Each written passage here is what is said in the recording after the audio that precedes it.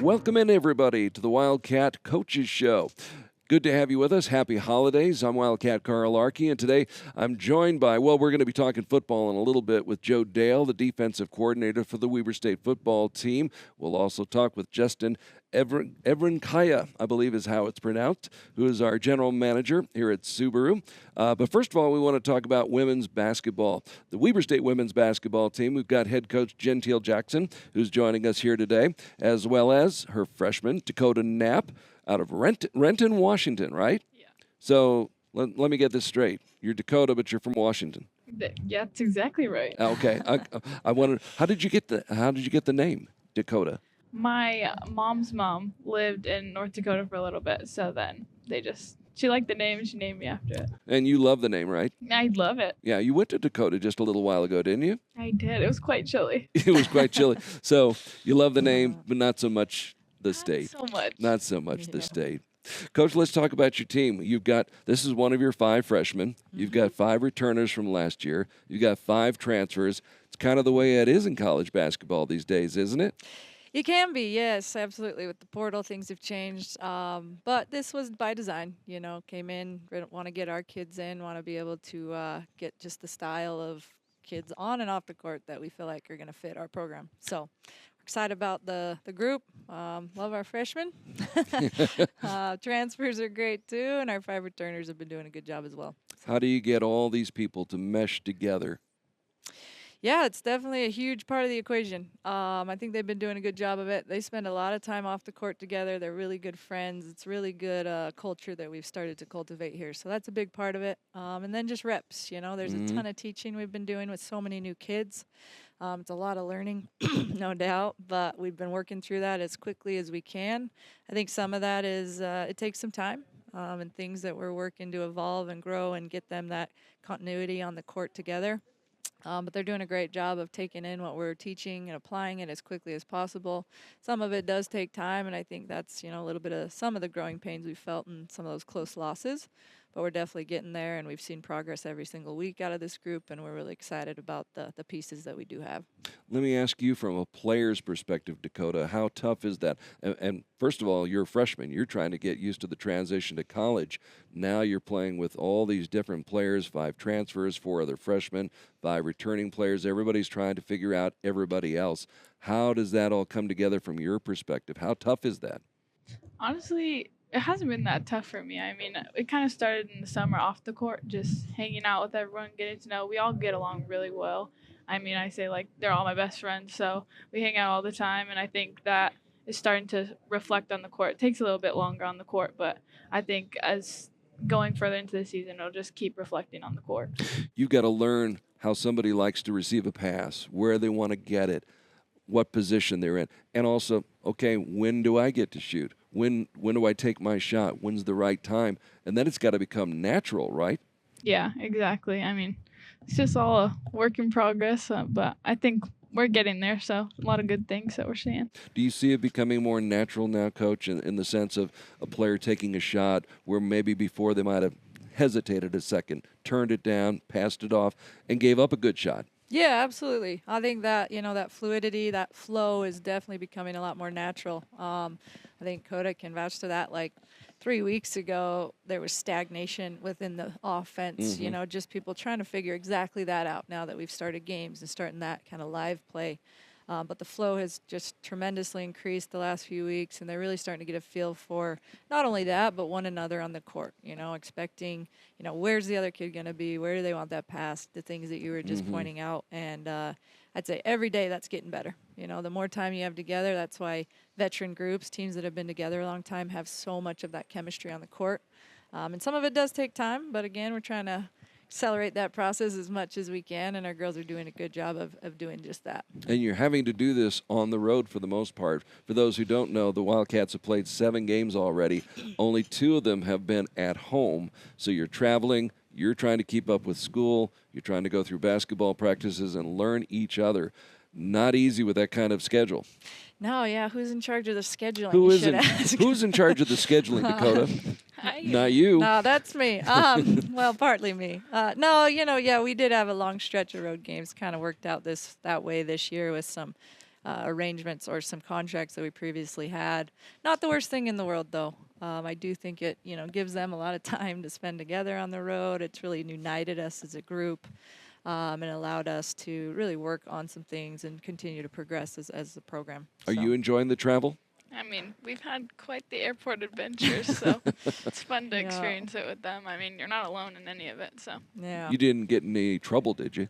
No. Oh, okay. All right. We Okay. just had a few travel hiccups on our Oh. last trip to North Dakota. Took a long time to get there. It but- does take a while to get there, doesn't it? Oh, it does regardless, but the delays and whatnot made it, I think it was a 15-hour day. Yeah. So it was Takes a pretty long time to but get there. Great group, and they had good attitudes about it. I didn't hear one kid complain the whole time, and definitely was a lot of room for doing so, but just kind of sheds light on how they are as people on and off the court. And in North Dakota, it was a close game. You end up falling short by 4 points, but having gone that far, playing in a tough place, that's not bad. That's a tough trip. And you were down, 46-31 at the half? Yeah, we were. Tough first half. They shot it really well. They went 11 for 20 from the three first half. Definitely uncharacteristic for them. But, you got to run through those punches. They're at home, and things happen. So we made some good adjustments at half. I thought our second half performance obviously was much better. We gave ourselves a shot down the stretch to win it. Didn't come out on that side of things, but saw a lot of good things second half that we're going to keep building on moving forward to try to do from the start to be that group for 40 minutes. When you are down at halftime like that, Dakota, how do you approach that as a player? Do you just forget about the first half and just go play? I mean, I think you just got to take it minute by minute. I mean, I just go out there and try and work as hard as I can. The minutes that I do get, nothing's promised, so you just work as hard as you can while you're out there, and hopefully you get it done for your group. I know some coaches will break it up into maybe 2-minute segments or 3-minute segments. Like, let's go win this 2 minutes, and then we'll come back and we'll see where we are, and then let's go win the next 2 minutes. Yeah. Yeah, we do a little bit of that sometimes. We'll talk about, we've got this 5 minutes here.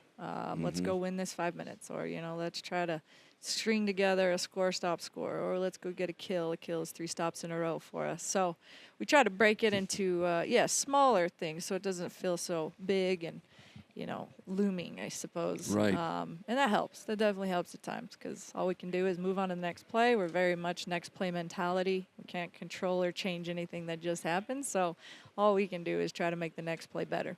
And they're doing a good job of that moving forward, as you can see, down 15 at half, but have a shot end of the game to tie it, potentially go overtime or win the game. That's all you can ask for when you're in that scenario coming out of the second half. And you were close in the games at San Diego, Utah Tech. Those were 3-point decisions. But good things still come out of those kind of games, don't they? The North Dakota, San Diego, Utah Tech. What did you come away with from those? I mean, you're close. Does it make you feel more confident that we just do a couple of things right, more things right, and we're there? Yeah, definitely. I mean, those are hard losses. You just want to, pretty motivating. You just want to win the next one. I mean, haven't gotten the results we wanted, but definitely just having that in the back of your mind, we know we can win those games, but just trying to move forward and win those games in the future. Pretty resilient group.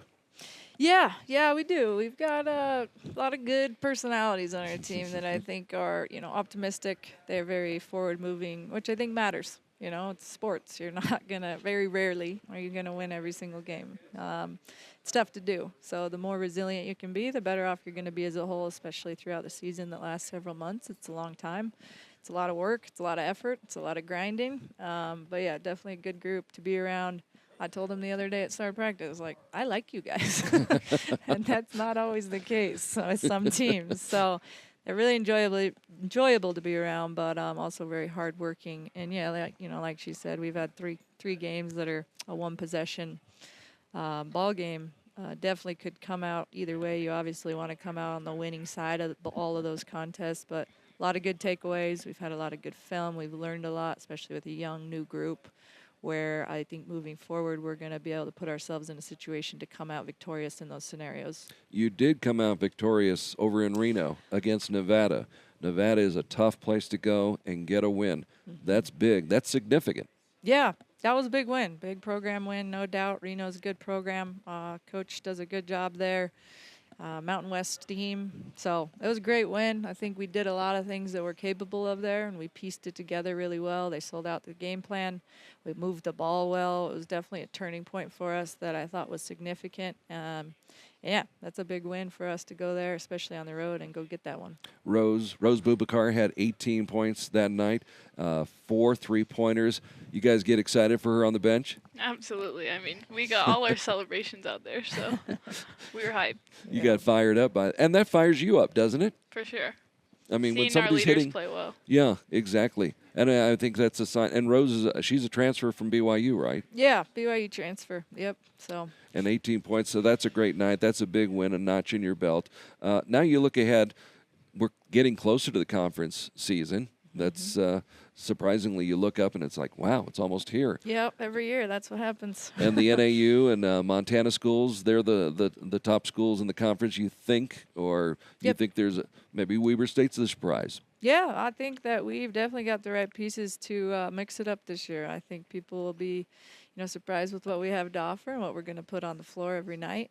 Again, great group. We've added some really good weapons on both sides of the ball, dynamic, and we're in that stage right now where we really are piecing a lot together, and as it's starting to come together, it's starting to look really good for us and our group. So I'm excited for conference play. I think as a coach, you always want a little bit more time. Like you said, you kind of look up and, we're a few weeks out from conference play.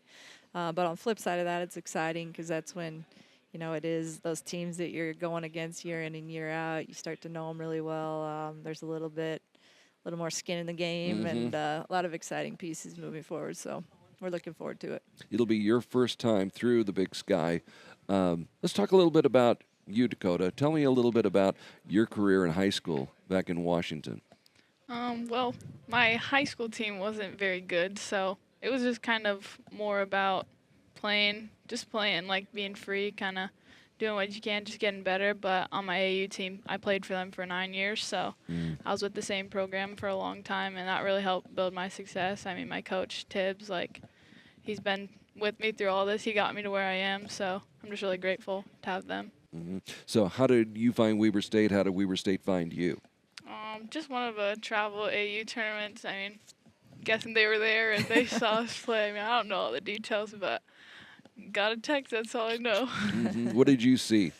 In her game, a lot of good things. Yeah, I remember specifically watching her in California. We were at Roseville tournament and instantly loved her game. I thought she was very unselfish player. You could tell that she was just about the greater good. She wanted the team to succeed, whether it was her getting the bucket or her teammate, didn't matter as long as they got the job done. So that was one thing that stood out.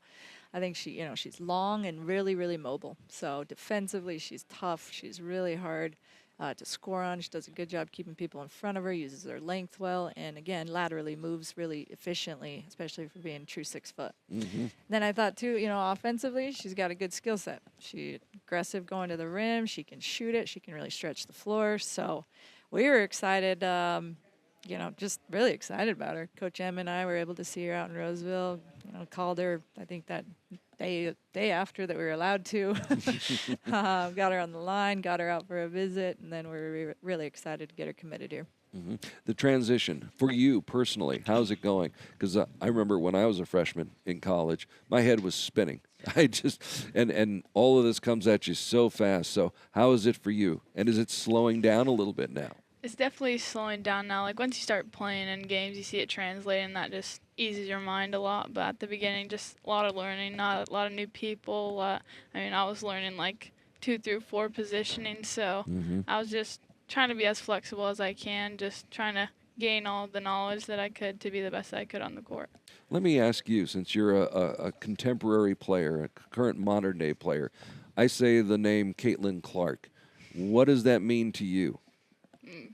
She's growing our game for sure. I mean, someone to look up to, obviously. I mean, everyone wants to be Caitlin Clark now, but, she's a great player. That's all I got to say. What does she mean to you? I mean, you've been in this game for a long time now, and for things to take the quantum leap that they have taken now, and I don't think there's any question about it. I mean, it's one person, and sometimes it is that way. With the men's game, many years ago, 30 years or more, it was Magic Johnson and Larry Bird who turned things around. Right. I think she's on that same level. Absolutely. I mean, what she has done for the game is incredible. I think, too, it's like just so, it's exciting. I think it's just exciting to see, even this summer, people I know talking about the WNBA. That's never happened before. People I know, you know, hey, are you watching the Final Four this weekend? You know, that have never tuned into women's basketball. The spotlight it's finally getting, that rightfully so. You know, it's great basketball. It's incredible to watch. Is. Watching Yeah, those games is just, it's pure entertainment, truly, Right. from a fan standpoint. But I do think Caitlin's, you know, been the forefront of that, being able to elevate the game to the spotlight, which is great. The more spotlight we can get for these kids, the Absolutely. more opportunity they're going to get, the more attention, which is all going to lead to just more success in the future. So I think it's nothing but good things for women's basketball, women's sports in general, and the more attention we can bring to it, the better. And, you know, hats off to Caitlin. I think that's extremely hard. These kids have a grueling schedule. They're practicing, lifting weights, they're going to class. You know, no doubt are they living a good life at the end of the day. Like, that's a pretty good life. You get to go But to there are school, you get to demands. play ball. But there are demands. It's hard. And Caitlin, to be in the spotlight at that level, it had to have been exhausting. And the way she handled it, just extremely classy in every scenario, but to be demanded that much, no matter if you're going to the gas station or you're on campus, that's a lot. It's a lot to manage, especially for a 22-year-old kid. So hats off to the way she's handled it, because I think that has even furthermore helped, you know, shine the spotlight and gotten more people interested and invested in women's sports. Let's talk about what's coming up. We've got Seattle University this Saturday. You get to go back home. I do. That's exciting. I'm really excited. The whole place is going to be packed with your family and friends, right? Oh, yeah. You already know. Sell out. Yeah. Sell out. Yeah. Okay. No pressure though, right? No pressure. No pressure. But that is exciting. Yeah, That's I'm really exciting. excited. No, and I'm sure any team you play is good. Every game is tough. Seattle will be tough. Then you've got Arizona coming up. No biggie, right? No biggie. No biggie there. And then Utah Valley. So a good non-conference schedule to finish off with. It's going to be a tough road. Yeah, absolutely. You know, like you said, every D1 game is it's a good game. It's a challenging game. So we're excited to get on the court again, another opportunity. It's been a few days since this was finals week. We tried not to schedule a game since they're pretty consumed with the academics. But it'll be nice to go up to Seattle. We've got 2 kids in that area on our team from that area, so nice for them to have some family and friends out to support. And really looking forward to getting on the floor again and competing as a group and working to get that job done. Great. Thanks for coming by, guys. Yeah. Play Thank you. well. Thank play you. well. Appreciate Coach it. well. Thanks for and having play us. well. Okay, thank Dakota Nap from the Washington, actually the Seattle area, and head coach Jenteal Jackson joining us here on the Coaches Show. We'll take a time out. We'll come back and we'll switch gears and talk about Weber State football with defensive coordinator Joe Dale from Young Subaru here on Riverdale Road. Come on by. When I was 14, my dad worked for the Young Automotive Group, and on Saturdays, I started washing cars. And even at a young age, I knew that I had a potential career. I love the environment, I love the people, the relationships, they go beyond just work hours. The people I work with they become family. As my children have started to work for the company, it's fun to watch these relationships that have been forged over years, how it helps catapult them as well.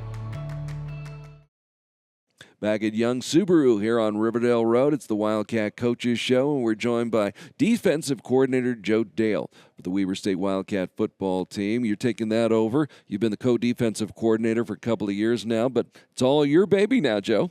I'm excited about it. I'm sure you are. Looking forward to it. Got a lot of guys here that I've been around a long time, and I'm grateful for the opportunity to continue to coach those guys and watch them develop. Well, congratulations on that. How will the job be different for you? Just not having Coach Duff to lean on. Like, he's a really smart guy, really good coach, and I'm going to miss him.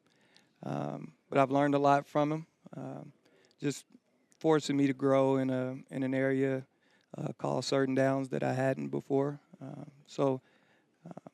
It'll be a lot different for me, honestly, and I'm excited for the challenge. Let's talk about that a little bit, because you were calling 2 of the downs, and then Grant was calling the other two downs. Yes. Right. So you were kind of splitting it up that way. What did you have? First and second down, or So I had third and fourth. you had third and fourth Yeah. down? Okay. So it breaks up more of a run game coordinator, pass game coordinator. He's calling when majority of the teams like to run the ball and do play actions, and then I'm calling when it's more drop back things that I'm more familiar with. So we tried to play it to our strengths that way, but always used each other and bounced ideas off each other because they could still run it on third down and they could still pass it on first. So If they just let us know what they were going to do, that'd be awesome. it would be awesome, wouldn't it?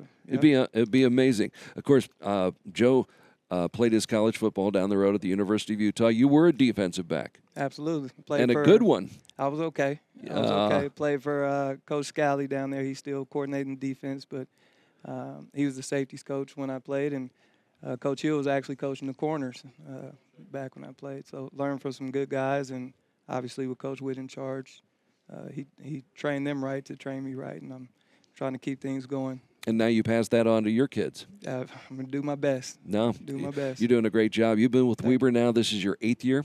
No, this will be my 7th. 7th year. Yep. Okay. I'm getting ahead of myself. That's all right. There's an extra season in there with COVID, so yeah. COVID was a really strange experience for everybody, but for football coaches, it was unique in its own way, wasn't it? Yeah, everything was different. The travel, the locker room, it was, yeah. We shouldn't talk about it. No, we're past it now. We are past it now. Do you have a lot of kids who are still like the COVID seniors? I know basketball's talked about that, where a lot of kids got extra years. Are you seeing that starting to kind of phase itself out now? Yep. This last class should have been the last group that's affected, and everyone else should be right on time with. If they took a redshirt year, they'd be a redshirt senior now. So I think it's lining up to where you got no more super seniors. You got a redshirt senior, and then everyone else should be on their normal track. College football has changed so much. I mean, it's such a different animal now. How do you go about building football teams in this day and age of the portal, NIL, all those types of things? Normally, I remember in the old days, football season ended, and signing day for the high school seniors was in February, and there was the build up to that, and that was about it. Now it really comes down to finding talent, and not just in the high schools, right? Right. It's a year-to-year deal. Every year is going to be unpredictable based off of who you lose, what injuries you have, and I'm sure most teams would like to avoid the portal if you could, but you're going to lose guys to the portal, and you're going to lose guys to injury, and now you need a quick fix. Now you need a Band-Aid that a freshman may not be able to come in and replace that guy. So depending on how many guys you lose each year and how you lose them, it could be 1 or 2, and then it could be 12. But you got to have a culture in place. You got to have good leadership that's returning to make sure guys are bought into the same things that we value, and just make sure you're bringing in guys that fit us, because it's a ton of guys out there, and you can ruin your culture with wrong guys. Two bad apples. Yeah. So having a culture and good leadership, and make sure we're doing our job recruiting guys that fit what we're looking for. Of the guys who are coming in, do you feel like it's going to be a 50-50 split between freshmen and guys who are transferring from other schools, or 60-40? Where does it sort of fall, you think? I would say 60-40. Older guys coming from the portal, or junior college guys. I would say more 60-40 this year, just based off what we're losing and how many guys we had enter the portal from our roster. Chatting with Joe Dale down here at Young Subaru on Riverdale Road here at the holiday season, the Share the Love campaign going on. So stop on by, check out the great vehicles that are down here, and support Weber State Athletics as well. We're talking with Joe Dale again, our defensive coordinator. Recruiting freshmen now, is it different going into the high schools? I mean, you really, if you're recruiting less of them, you really got to hit on every one of them almost, don't you? Absolutely. I mean, you always tried to, but now there's no margin for error, is there? You can't miss. And to be completely honest, the talent that you're getting at the high school level is a lot better, because a lot of teams aren't recruiting high school guys anymore. They're building portal team after portal team after portal team, and they're okay with that. And it's just leaving a lot of good high school players out there for teams like us to go in and recruit and develop the way we want to. And reality is you're going to be young more often than not unless you live in the portal, and you got to hit and have freshmen that can come in and help you right away. It's no longer in 2 years this guy's going to be special. Like, he better be special now because in 2 years he might be in the portal going somewhere else. So you got to hit, and you got to get guys that can help you play right away. Obviously, this new age of football makes things difficult for schools like Weber State at our level, but also I think that there's also opportunity with the larger schools only able to take so many players. Not everybody's going to find room at the end, and I think a lot of good players are going to come down to our level, don't you? I agree 100%, and again, it starts with the high school level. You know, the portal, it's all over the place. You see guys going to schools that you're like, no way. Like, if they need him, they're in trouble. And you know, and it's leaving talented high school kids out there that if you do your job and you're thorough with your evaluations, you can really hit on some really good freshmen.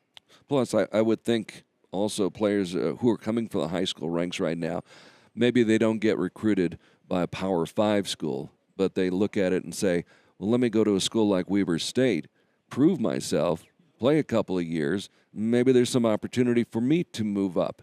And that is the mindset of some, and that's the recruiting approach for some programs. You know, I'll get you to that Power 5 or Power 4 school in 2 years, and that's not the way we sell it. We want to keep our kids and develop our kids, and you know, our history has shown that, you know, the ultimate goal is to play in the NFL, and you can do that from right here. So Absolutely. if you're looking for something that we don't have, then we don't have it. But if your ultimate goal is to play at the high level, we can help you get there. You've got Rashid you can talk about. You've got Taryn you can talk about. Who am I leaving out? Winston, who's with the Cleveland Browns right now. You got a lot of kids who are playing at the next level in the NFL. Yep, and if they do their homework, they'll see that you can get there from anywhere, and once you're there, it's all about what you do with it. And we got guys proving that they're just as good as any of those other players coming from P4 schools. So they're representing us right. So let's talk about what the defense will, not from the standpoint of the names and faces, but how will the defense look this coming year? Will it be vastly different? Will you take a different approach now that it's all your baby? As far as the scheme, yes, will be the same. It's time tested. I believe in it. We'll make tweaks. We'll find ways to make it better, like we try to do every year. From a personnel standpoint, just in general, we'll be more athletic. We'll be faster. We're going to push the field forward and, you know, move defensive ends inside to D tackles and, you know, bigger linebackers to D end and bigger safeties to linebackers. So we are more athletic and we have more speed, and that'll allow us to play faster. And I'm excited about it. When you put things together, are you looking, would you rather have a guy who's athletic and fast over a guy who's just really big and strong? Or you want it all?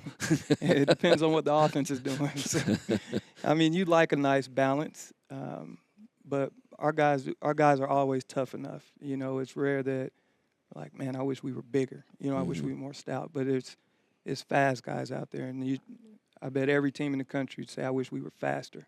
You know, on offense, defense, and special teams. So speed kills. Speed kills. It's dangerous, and it's effective, and speed turns to power. So if you got a guy fast enough, he'll hit just as hard as that bigger, stout guy if he's using his ability. So spring ball starts when?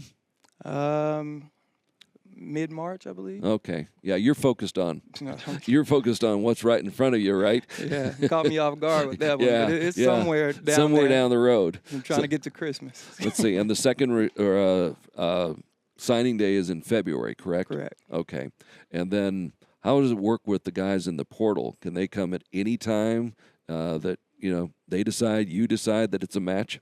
So right now is the window for us to target those guys and work to get them on campus start of January. So it's really busy time. Guys are taking official visits to schools, and we're evaluating guys and working to get guys up on campus because ideally you'd like them to start after Christmas break when our guys return for winter conditioning.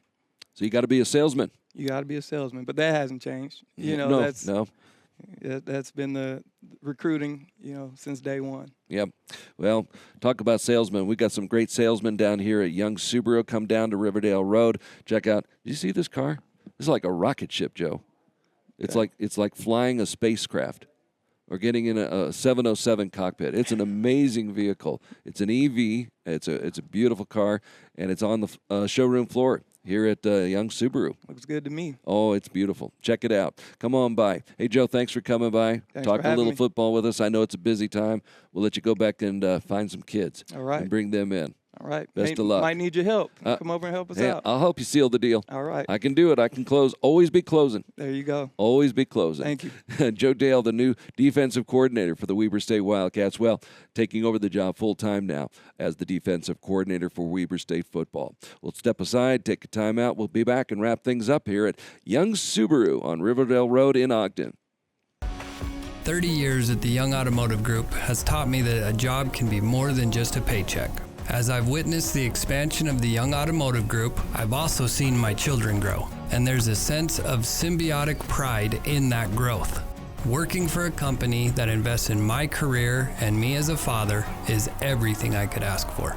I don't just work here, I belong here. And for that, I am endlessly grateful to be a lifelong member of the Young Automotive Group family.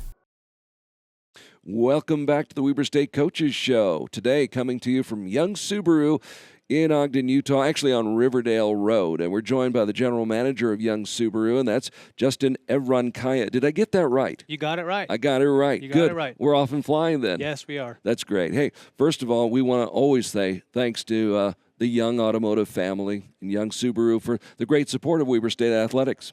Thank you. We love our partnership. It has been a long-time partnership. Correct. It really has been. And I noticed today you have the folks in purple, just in our honor, right? Yes.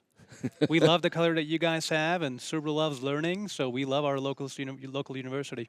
It's really a good association for the Young Automotive family and Young Subaru, isn't it? Yes. How does it help? It helps a lot because, we're here a local car dealership, and Weber State is a local university here. Believe it or not, we even have a basketball player that works here that used to go to Weber State. No, really? Yeah. They did their internship here, and now they work here, and they're making a living out of it. That's tremendous. So you really do support Weber State in many, many ways. We do. Really, really do that. Let's talk a little bit about what's going on this month. Obviously, we're in the holiday season, and everybody knows about the Share the Love campaign, but if they don't know, let's tell them a little bit more about that. So we do that every single year. It's a Share the Love event. You buy a vehicle from us, a brand new one, and we will donate $300 to a local community, some kind of a charity. Mm-hmm. And we love doing it because it goes a long ways. I used to work for the Humane Society of Utah, Okay. and I know that they benefit also from the association. So your money could be going for something like that or some other great cause. Yes, absolutely. Let's talk about some of those other ones. Okay. So we have the Treehouse Museum. We have the Gold Foundation. They're local here, and they help kids out there. One of the things that we did just with our donations last year, Gold Foundation was able to get shoes for kids that needed shoes for the year. So it might not seem like much, but it goes a long ways.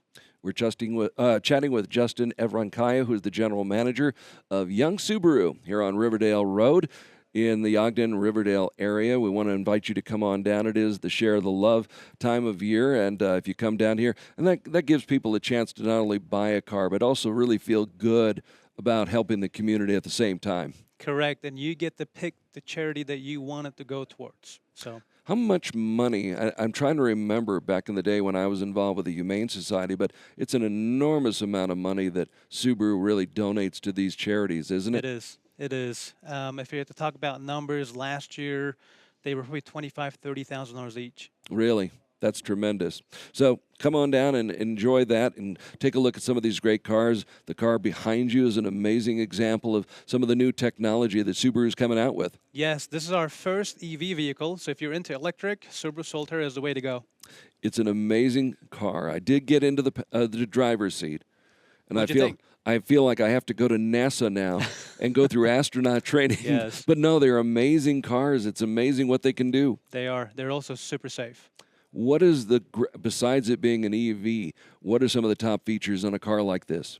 You know, people they love the security features. They're reliable vehicles. They go a long time, but they also love that it's safe. If something was to happen, it keeps you safer than most brands out there. No question about that. Now, at the end of this month, we're going to have the end-of-year sale. That is correct. Tell me about that. That is going to be Young Automotive Group wide. We're going to do $1,000 on Amazon card for anybody who buys a car. We're going to do a 5-year complimentary maintenance. And we are going to do 90 days, no payments. No, really? So it is a big sale, and if you're in the market, you should definitely stop by at one of our dealerships. So $1,000, 5 years, no maintenance, 5 years, no maintenance, and 90 days, no payments. 90 days, no payments. It's a no-brainer. Yeah. No, come on down. Check this out. We appreciate all the support, Justin, for Weber State University, and let's support Young Subaru as well now with the Share the Love campaign and also the end-of-year sale down here at Young Subaru. Well, that's going to do it for the Weber State Coaches Show. Thanks for joining us. We've got basketball coming up for the women. They're going to be up in Seattle over the weekend on, I think, the 14th, and then they come back home. Utah Valley is on the schedule, and, of course, the men's basketball team will be home later next week. Have 2 games coming up. So come on out and support Weber State University as much as Young Subaru supports Weber State University. On behalf of Justin and Jenteal and Dakota Nap, I'm Carl Arky. Thanks for joining us. We'll see you next time. Go Wildcats. Thank you.